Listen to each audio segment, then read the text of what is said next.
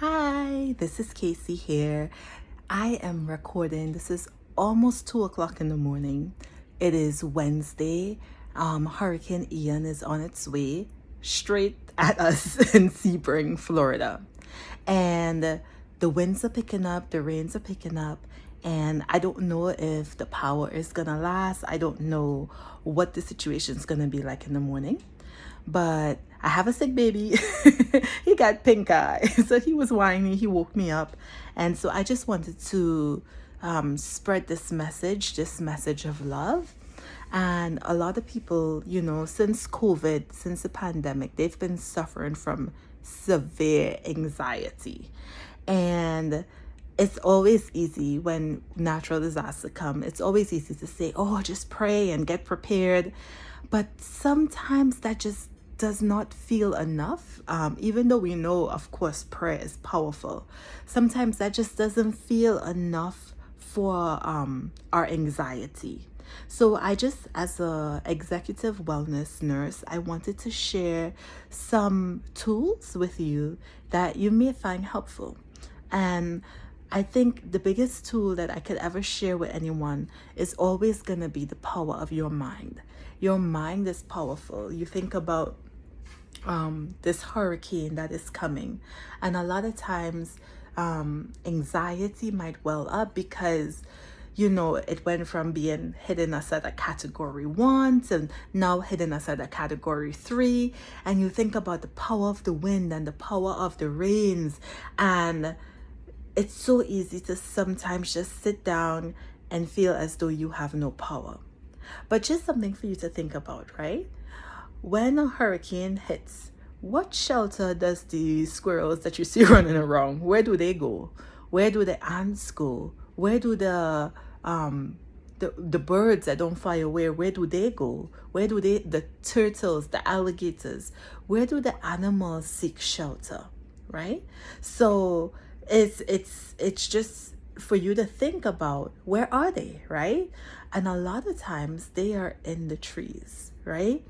And they usually say trees, like if you have they have really good roots and they're not rotten and they're healthy. Trees, they have systems that will keep them firmly planted in the ground. I mean, no, it's all, of course, it's the root system, right? And these root systems, it provides a source of stability and shelter, not just for the trees, but for the many animals around, right? So if you are a mom or you're a caregiver and you find right now your anxiety is at a high level, I would like for you to think of, what is your root system? Yes, you do have prayer, but I like to think of prayer like branches that reach up to heaven, right? A tree is powerful in itself in that it can overcome a storm, a hurricane. You are powerful within yourself, because think about the many storms of life, the many storms that life threw at you that you overcame. So I've been getting mathematical lately. So there's an equation that says E equals mc squared, right? So basically that is, mass, right, by the speed of light is the same as energy, right? So you could say that we're all energetic beings, right? So if you think about it, we have energy and a hurricane have energy. Now think about the energy that a hurricane is bringing. It's bringing fierce winds, it's bringing destruction, it brings chaos, right? What type of energy are you bringing? It's so easy to, when the hurricane swirls around the warm waters, it gets its energy by picking up energy from the environment, right? And that makes it stronger. But if the waters weren't warm and it wasn't able to pick it up, if we were just a little bit colder, the hurricane would fizzle out. It wouldn't even be a hurricane. It would never become a hurricane because it didn't get the energy, right? But because the waters were favorable, it picked up the energy and it got even stronger. So what am I saying? Well, the energy that you have right now, the energy of fear, anxiety, uncertainty, even panic, right, is the same energy of the hurricane. So the effects of the hurricane will be so much more because now it fed into your energy, right? And I'll explain that in a little bit. But I just wanted to tap into, as a human being, just like a tree has roots, you have roots, right?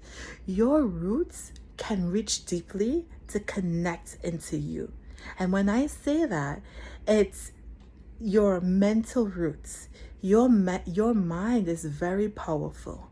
So you could connect into your own thoughts through your memories. So as you sit down and you reflect on your life and you reflect when you dealt with hurricane-like circumstances or just the worst things were thrown at you, tap into that power and see what was the outcome. How did you overcome? How did you survive? You did it wonderfully and you did it. Things worked out. It wasn't easy, but you overcame, right? So tap into that memory and get the energy. Now, I'm going to share a few things. Just as the hurricane has the power of wind, right? You have power, right?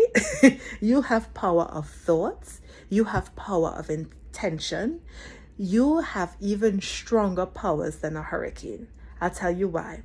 You have the power of kindness. You have the power of love. You have the power of togetherness and unity. Now, why would I say that? Well, if a hurricane is coming, right, and it's bringing all this destructive power, right, and it meets your nervous anxiety, right, and which is destroying you, so it's kind of like vibrating in the same space of destruction. You have the power now to think a different thought. You have the power now to tap in and say, okay, the hurricane is coming with all this negative energy. Let me balance and exude positive energy. And the way you exude positive energy is not by lying to yourself and say, oh, everything's going to be okay. No. The way you exude positive energy is by cultivating positive thoughts.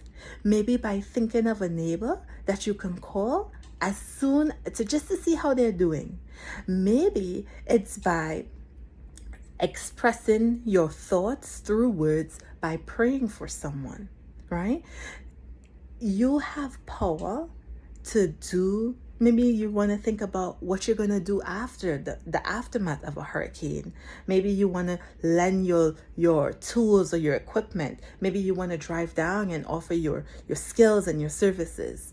So when you start thinking these things, right, instead of thinking, oh my gosh, what's going to happen? I don't know. Hear the wind. Oh my God. Instead of feeding that energy, now you start by your thoughts feeding a different type of energy.